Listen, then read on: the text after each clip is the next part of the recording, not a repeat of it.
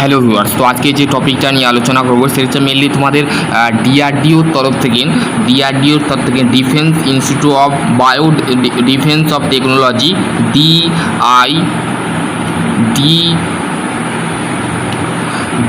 Defence of technology defence research of development organisation ডিআরডিওর তরফ থেকে research associate and junior research fellowship RA এবং JRFR এর তরফ থেকে একটি নতুন চাকরির আপডেট আসছে। তোমরা অ্যাপ্লাই করতে পারবে যদি তোমরা পিএইচডি যারা করেছো বা এমটেক যারা করেছো তারা এখানে অ্যাপ্লাই করতে পারবে। তো চলো নোটিফিকেশন কি বলা আছে সম্পূর্ণ দেখা যাক। দেখো কী বলেছে, defence of institute of bio defence of the technology under to defence research and organisation DRDO, a minister of defence of the government of India, charter of duty of the development of detection of the technology, bio defence of importance of national solution. ঠিক আছে, এখানে তোমাদের DRDO number of vacancy কিন্তু তোমাদের দিয়েছে, number of vacancy যেটা দিয়েছে সেটা দেখে নাও যে নাম্বার অফ ভ্যাকেন্সি তোমাদের দিয়েছে। প্রথমে হচ্ছে ফুড সায়েন্স অফ টেকনোলজি বা food technology and food processing engineering.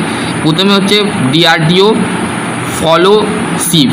এখানে তোমাদের কোয়ালিফিকেশান কি লাগছে, যোগ্যতা লাগছে পিএইচডিতে যদি ফুড প্রসেসিং ইঞ্জিনিয়ারিং যদি করে থাকো এখানে রিসার্চ অ্যাসিকিউটের তোমরা পদে অ্যাপ্লাই করতে পারবে। ঠিক আছে, এবং যারা পিএইচডি করেছো এবং ফুড ইঞ্জিনিয়ারিং টেকনোলজি করেছো তারা এখানে অ্যাপ্লাই করতে পারবে। বা তোমরা ফুড সায়েন্স যদি post graduate of degree MSc যদি করে থাকো, ফার্স্ট ক্লাস ফার্স্ট ডিভিশন যদি পেয়ে থাকো তাহলে তোমরা এখানে অ্যাপ্লাই করতে পারবে। তারপর হচ্ছে পলিমার সায়েন্স বা পলিমার টেকনোলজি, এর ক্ষেত্রে এমটেক যদি করে থাকো পোস্ট গ্র্যাজুয়েট তো JRP জুনিয়র রিসার্চ ফলোশিপ। ঠিক আছে, তো এখানে তোমাদের নাম্বার অফ ভ্যাকেন্সি হচ্ছে একটা আছে এবং জুনিয়র ফুড সায়েন্সের ওপরে বা পলিমারের সায়েন্সের উপরে তোমাদের 4টে ভ্যাকেন্সি আছে। ঠিক আছে, বোঝা গেল। এবার তোমাদের স্যালারিটা বলে দিই। ঠিক আছে, স্যালারিটা বললেই তোমাদের কনসেপ্ট ক্লিয়ার হয়ে যাবে। দেখো, রিসার্চ অ্যাসিকিউট এর স্টাইপেন্ড দেওয়া হবে 67,000 টাকা থেকে। তোমাদের ডিআরডিওর একটা স্টাইপেন্ড আছে, সেই স্টাইপেন্ডটা তোমাদের দেওয়া হবে। ঠিক আছে, আপার এজ লিমিট তোমাদের 35 বছর হতে হবে, 35 ইয়ার্স। অ্যাপ্লিকেশান এজ রিল্যাক্সেশান 5 বছরের ছাড় পাবে SC ST।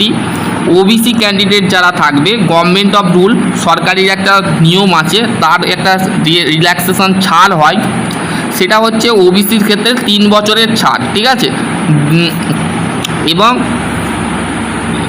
তারপরে হচ্ছে নাম্বার 2 হচ্ছে JRF মানে জুনিয়র রিসার্চ ফলো। এর ক্ষেত্রে তোমাদের স্যালারি দেওয়া হবে যারা RA-তে অ্যাপ্লাই করবে, রিসার্চ অ্যাসিকিউটে যারা অ্যাপ্লাই করবে তাদের ক্ষেত্রে স্যালারি দেওয়া হবে 67,000 টাকা, 67,000 টাকা। এবং যারা জুনিয়র রিসার্চ ফলোয়ারতে অ্যাপ্লাই করবে তাদের 37,000 টাকা স্যালারি দেওয়া হবে। ঠিক আছে, HR অ্যাজ স্টাইপেন্ড। ঠিক আছে, তোমাদের কিন্তু দেওয়া হবে।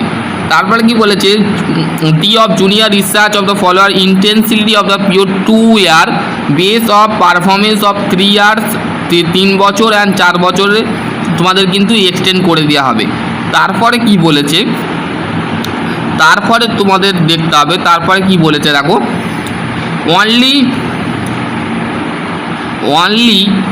only candidate possessing of the above the maintain of the qualified recognition university and many apply, মানে যারা ইউনিভার্সিটি থেকে পাস আউট হয়েছো সেই সমস্ত ক্যান্ডিডেট অ্যাপ্লাই করতে পারবে। ঠিক আছে, তারপরে age not of extending 20 years, তোমাদের কিন্তু 35 বছর চাওয়া হয়েছে, তো সেই ক্ষেত্রে 35 বছরই তোমাদের এজ লাগবে। ঠিক আছে, তো 35 বছর তোমাদের যদি এজ হয় তো তোমরা এখানে অ্যাপ্লাই করতে পারবে। আদারওয়াইজ তারপরে 28 ইয়ার্স JRP ইন্টারভিউ হবে। ঠিক আছে, date of interview, age relaxation 5 years SC ST 3 years candidate.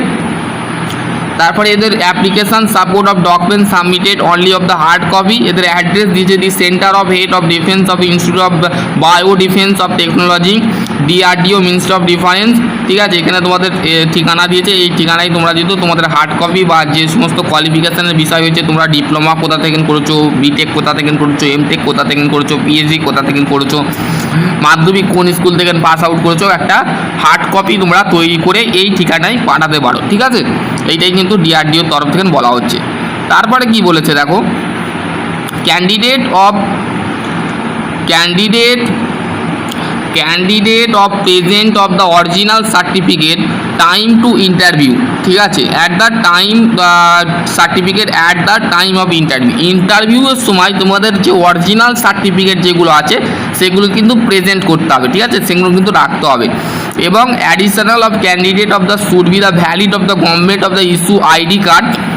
ID card বলতে যে আইডি কার্ড তোমাদের ইস্যু করতে হবে গভর্নমেন্ট থেকে।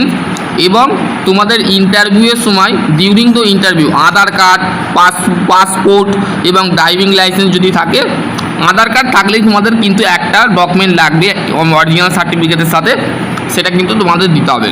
তারপরে কি বলছে, candidate of presently of the government of department PCU autonomous body of the should be the sent of the proper of channel the require of the NOC there of the employee of the time to interview. মানে তোমাদের এখানে বলা হচ্ছে, DRDOর তরফ থেকে বলছে যে তোমরা যেন টাইমের সঙ্গে মানে সময়ের সাথে যেন ইন্টারভিউটা দিতে পারো। ঠিক আছে, a written test of the objective of the multiple choose of the question short list of the candidate interview of necessary. তাহলে কি বলা হচ্ছে, যে সমস্ত ছাত্রছাত্রীরা লিখিত পরীক্ষা হবে, ঠিক আছে, MCQ অবজেক্টিভ টাইপ কোশ্চেন থাকবে। ঠিক আছে, যারা ইন্টারেস্ট ক্যান্ডিডেট আছো তারা এখানে অ্যাপ্লাই করবে, বাকি সব আদারওয়াইজ যাদের কোয়ালিফিকেশান নেই তারা এখানে অ্যাপ্লাই করতে যাবে না। ঠিক আছে, তোমাদের কিন্তু MCQ থাকবে। ঠিক আছে, MCQ, ঠিক আছে, MCQ তোমাদের কোশ্চেন থাকবে।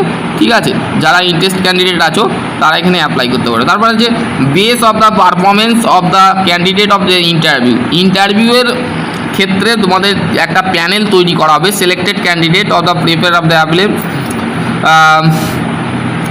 তারপরে হচ্ছে only selected candidate notify the post the email ID. তোমাদের ইমেল আইডিতে ইমেল যে আছে সেটা কিন্তু প্রেসক্রাইব করতে হবে। ঠিক আছে, তারপরে হচ্ছে তোমাদের selection will be of the communication of the undertaking rejected of the application. তোমাদের কিন্তু যদি কোনো ভুল হয়ে থাকে তো কিন্তু অ্যাপ্লিকেশান রিজেক্ট করে দেওয়া হবে। এইটাই কিন্তু এখানে DRDOর তরফ থেকে বলা হচ্ছে। যারা ইন্টারেস্ট ক্যান্ডিডেট আছো, যারা করতে চাও DRDOতে জব, তো সেক্ষেত্রে DRDOতে তোমরা এখানে অ্যাপ্লাই করতে পারো।